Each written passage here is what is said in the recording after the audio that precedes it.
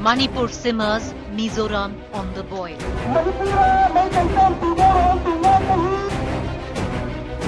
Ethnic clashes in Manipur scar neighbouring Mizoram.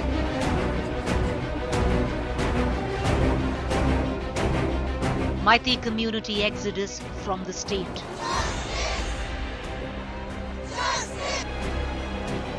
Mizoram holds mega solidarity protest for the Kuki community. And they are feeling extremely emotional about it. They're continuously raising slogans, not just against the Manipur administration, not just against the Manipur police, but they're saying even the centre's role has been very dismal. Let's talk to one of the ladies, ma'am. See, we feel that this is not just a rape of our sister. We feel this is the rape of the whole world, of India, of all women of the world.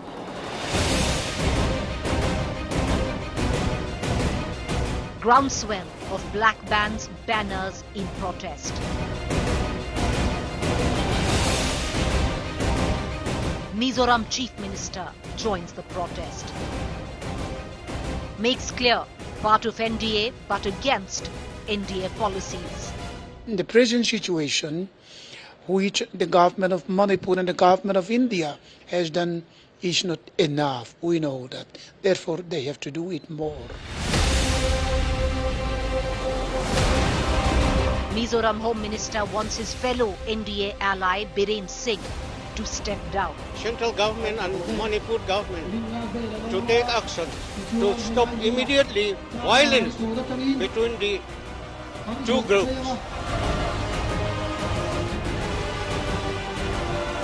Mizoram set for elections this year, singed with the Manipur fire.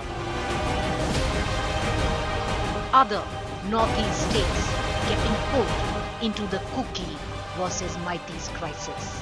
Drop focus to the point this evening. So the question we raise into the point this evening is, are other northeastern states getting pulled into this ethnic clash between the Kukis and the Meiteis? The latest right now is the neighboring state of Mizoram. Going into elections by year end, and what we saw today in Mizoram was a groundswell of sorts, a sea of solidarity coming in for the Kuki community. But on the sidelines of it, we've also seen an exodus of the Meitei community from Mizoram. I want to cut across to our guest this evening. Joining me is Piu Lalboi Nyasal, General Secretary, All Manipur Tribal Union. Will be joined by our other guests in just about a short while. But Mr. Piu Lalboi, I'll ask you a question, sir. At one end, yes, there's a groundswell of sorts, especially in the neighboring Mizoram today, where thousands came out, including the Chief Minister, the Home Minister going to the extent of asking for the resignation of the incumbent Chief Minister of Manipur, Mr. Preeti Singh. But the question I ask you, Mr. Lalboi, is also, on the sidelines of it all, there's a huge exodus of the Meitei community from Mizoram. An eye for an eye somewhere down the line, Mr. Piu Lalboi? Yes. Thank you for the privilege given to me, ma'am.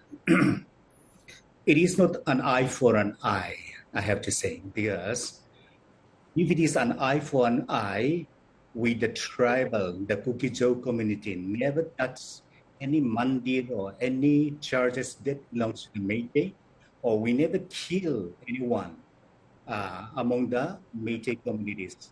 Whereas we give protection, we give a free hand to be transported properly.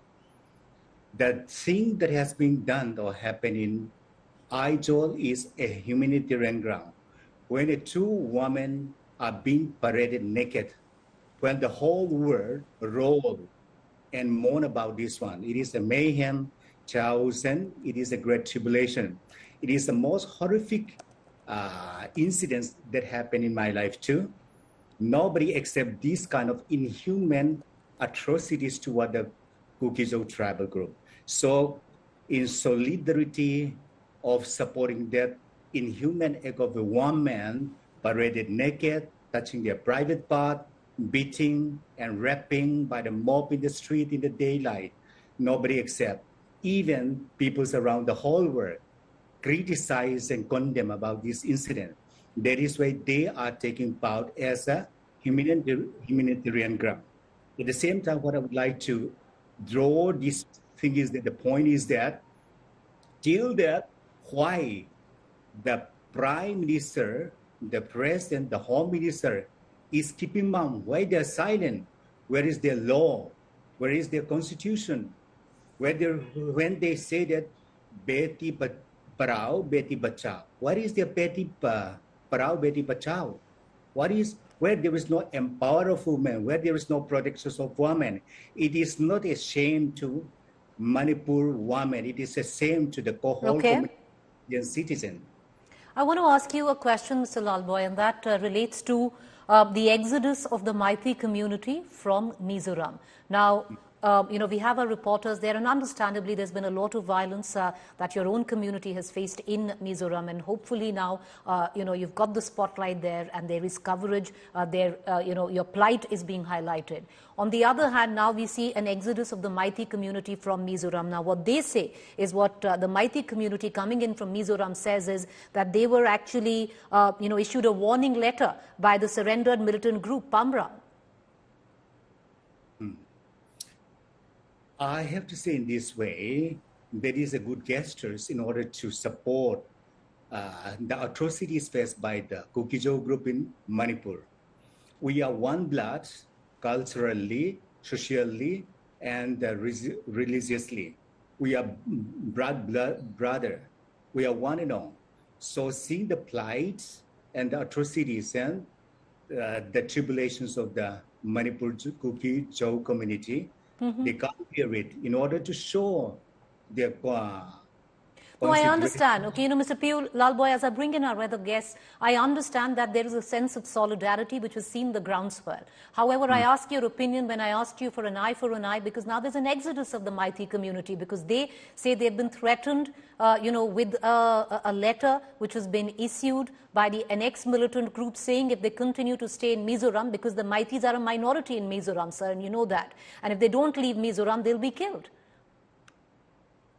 Ma'am, there is not an eye for an eye. If it is an eye for an eye, on the 3rd of evening, all the colonies in Infala being burned down, like Paiteveng, Haukiveng, Khongsai Game Village, Diulal, and all the colonies of the tribals in Infala being burned down. And whom they come across a human being of the Kukijou tribe, they kill it. But that was not happening in Mizoram. With the good gestures, they are giving a timeline. If it is possible, it will be good that you have to move from this place. We are giving a timeline. They are just requesting and giving intimidation also. Okay. Well, they're right. I understand, sir, but like I said, there are also two sides to the divide, and I understand that it has been your community that has faced the massive brunt or the full blowback of the ethnic violence there.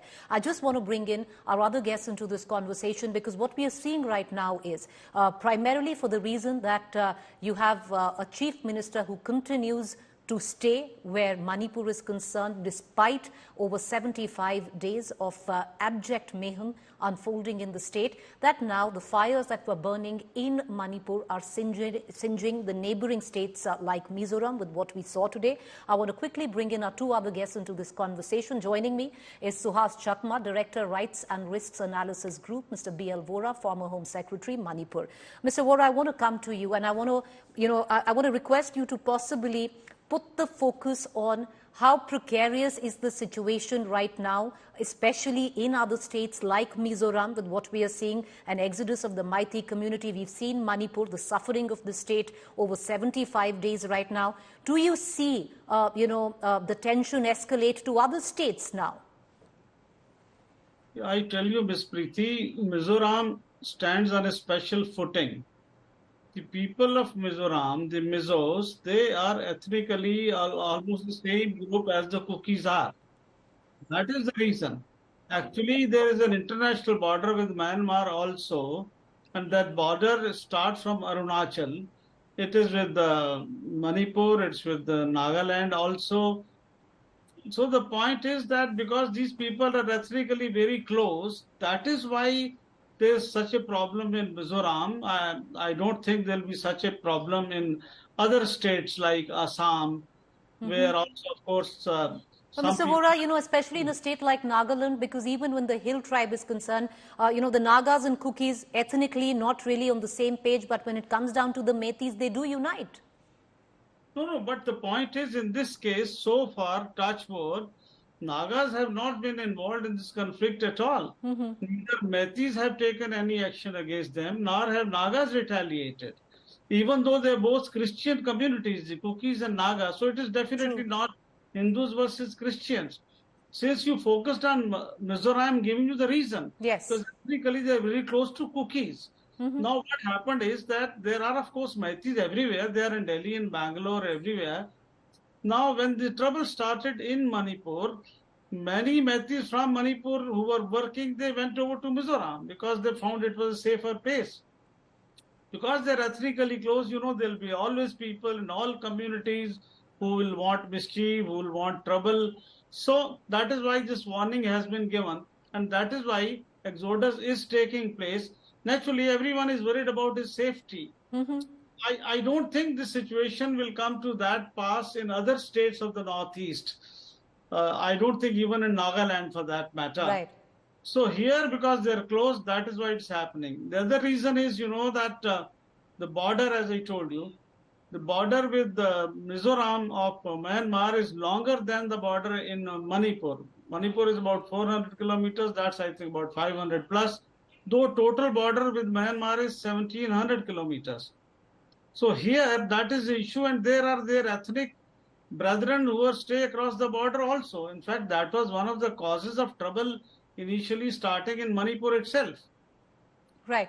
Mr. Vora, I'm going to come right back to you, and I want to also get you. I want to bring in a third guest into this conversation, and I'm going to come right back and possibly, try from somebody who served in Manipur on what could be the way forward right now, because we're already in 80 days and counting, and nothing is quite stabilized on what could be the peace-building measures where these two communities are concerned, and does it really come down to the administration right now or the misgovernance by the incumbent government. But Suhas Chakma, I want to bring you in. You're the Director of Rights and Risks Analysis Group. But Mr. Chakma, do you agree with Mr. Vora that it's going to be limited possibly to Manipur from where Mizoram is concerned, understandably, because, there is an ethnic connect between these two states where the Kuki community is concerned? No, and only if we presume that there will not be any fresh incidents of violence.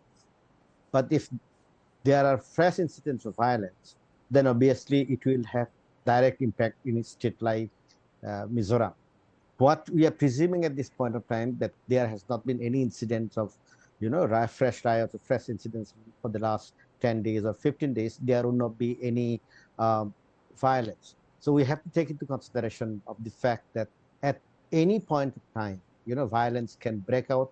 It's not necessarily because of the failure of the state, but because people are living literally on the edges, and small incident may spark any kind of violence. Now the question is, how long can you keep the two communities separate? Because the ethnic cleansing of the Métis and ethnic cleansing of the Kukis from both sides have taken place.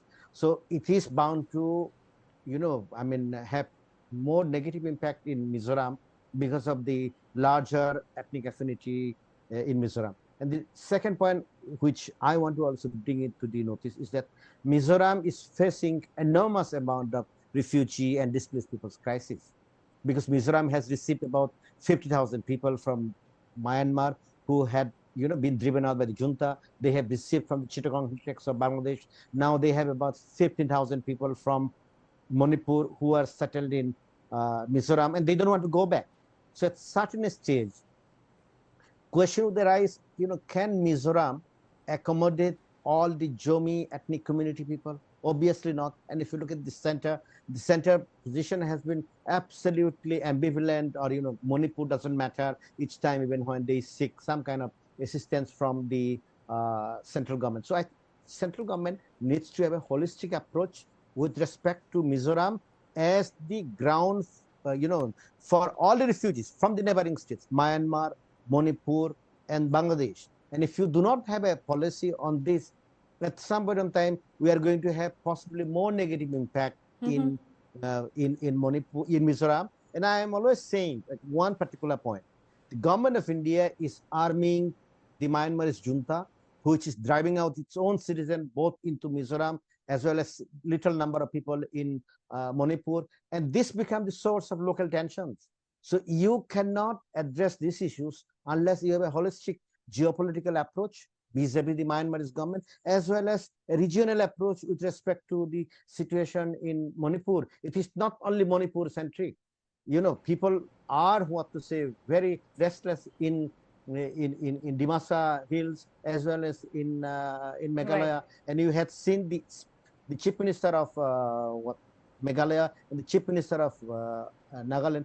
They have strongly spoken against the riots. Unfortunately, the Home Ministry or the Prime Minister doesn't listen to it. So that's the unfortunate reality. Well, That you we are are right not there. Right. You're right there, Mr. Chakma. It's not just Meghalaya, but even today, where Mizoram is concerned, even though despite of being part of the NDA, we had the Chief Minister very strongly condemning what he said was no action where the centre was concerned or mishandling of the crisis. On the other hand, you had the Home Minister who said that the Chief Minister of Manipur needs to go. But I want to, go back to Mr. B.L. Vora, and we'll cut across back to our other guest, Mr. Lalboy. But Mr. Vora, what I was speaking of earlier, because if you right now don't look at the geopolitics of it all where Myanmar is concerned, and yes, that is a concern that needs to be addressed at the soonest. But the immediate effect to try and bring things in control, especially where the ethnic violence is concerned, and try and, build confidence or peace with these two communities. Is there even a possibility of it all? And do you actually see, for someone who served in Manipur, that there was a mishandling of the situation, especially where the incumbent government of Manipur is concerned? Yes, Preeti, you're right on all the counts that you have mentioned. The point is that there has been mishandling. I'm sure there were intelligence reports well in advance as to what was brewing. Things don't happen overnight suddenly. Now, it was not anticipated. No imagination was shown. So I think political class, the bureaucratic class, and the police, they all failed. They all failed to anticipate. And honestly, I think that everybody had its own vested interest also. In the bureaucracy, there's a clear division between the Gokis and the Meiteis. I mean, let us face facts. In fact, many weapons which were taken away were handed over by the concerned officers. That is what I hear, to the people of their own community. And inefficiency and corruption and all those are issues. See, these things have been going on for long, and it was a ticking bomb. Now, see, Myanmar has created a lot of problems for us. See, on the border side, as far as the Myanmar government is concerned, it doesn't run in the borders Right. with the Manipur and Mizoram and Nagaland, for that matter. Now, those people are also against the Janta government there, and because they are also against these ethnic tribes.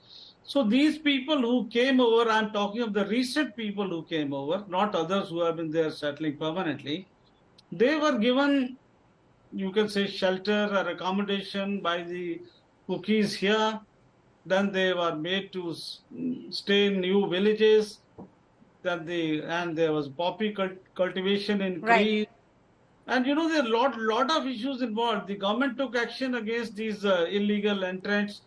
At least identified them. No action other was taken, and poppy cultivation was destroyed. This all had angered these people, and this trigger, High Court's order was a trigger. The government was overwhelmed. They did not take. I am surprised, honestly, as a policeman.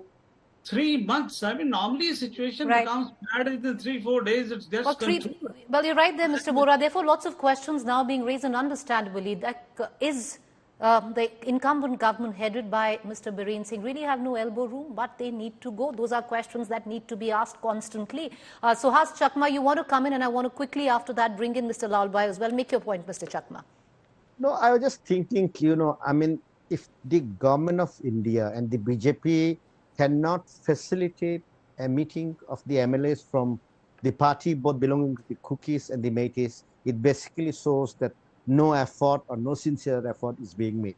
Because the first step to restore peace would be for the BJP to bring in own MLS from the Cookie communities and the Meitei communities, sit together and facilitate some kind of a dialogue. The second process which they could have easily taken out is to have the civil society groups be taken out of Manipur, representing both the communities, and facilitate some kind of a discussion. And I'm talking about the experiences. The government of India had taken huge number of civil society actors belonging to the Naga Hoho. They were flown in a charter aircraft to Bangkok to facilitate the discussion with the NSCNI, Right. then obviously, these are measures which you have to take. But if we look at today, what is missing is any kind of visible effort. Any kind of visible effort from the government of India. Government of India is talking behind the scenes. Behind the scenes, they are talking to the BJP MLA. And you're right, Mrs. Chakman. And in times like this, the visual representation of trying to, put a balm on what has really gone down is very much needed right now. I know, Mr. Vora, you want to come in. I just want to quickly go to Mr. Lalboy. Mr. Lalboy, is peace possible in Manipur if the current Chief Minister actually continues? Not at all. The Chief Minister is the architect of this violence, I have to say. Because of him, he has no governing skills. He is not competent, as well as the center is not taking part in peace process. If the center is interfering, it will be a matter of a day or two only. Right. Till to that, even the Prime Minister never speak out about the peace process of Manipur. He simply is a mood spectator right. From the only. I want to, okay, Mr. Lalboy, you've made your point. I'm running out of time. 10 seconds, Mr. Vora, and I'm going to close the show, sir. Please make your point. I was saying that about the steps. Violence must be stopped, weapons recovered, and the entire, at the political level, actually the buck stops at politics. In this country, we are a democracy. True, sir. Some hard decisions are needed, and there should be a total overhaul of bureaucratic and police machinery. True, sir. And justice must be given to the people. There should be CBI probe or court-monitored probe into the whole matter, and a truth commission also, yeah. Well, I appreciate all three gentlemen for joining us, and I would reckon one thing is very clear. That's where the buck stops, and that stops where the current political dispensation is concerned. Biren Singh, the Chief Minister of Manipur, needs to go. It's been 80 days and counting.